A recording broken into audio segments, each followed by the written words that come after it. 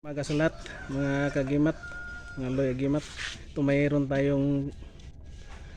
ako ipapakita sa inyo mga kagimat na bagong nakuha ng aking kumpare. Yan, si Pare Dudong. Yan o, crystallized na bato. Hugis puso, hugis heart. Yan o.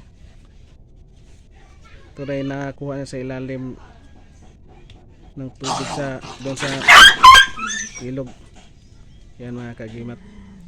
Hindi lang yan, mayroon din. Yan o mga kagimat. Kakaibang parang triangle mga kagimat. Yan, pero yan ay tago sa ilaw yan, mga guhit na yan. Mga kagimat yan o. Ganda ng kanyang formation mga kagimat sa bato. Yan o. Crystal fossilized. Yan o may-ari. Mga kagimat. Napakagandang klaseng bato mga kagimat. At maraming salamat.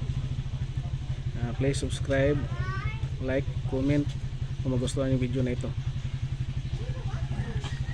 Isang mapagpalang araw and God bless ating lahat mga kagimat. Yan, may-ari.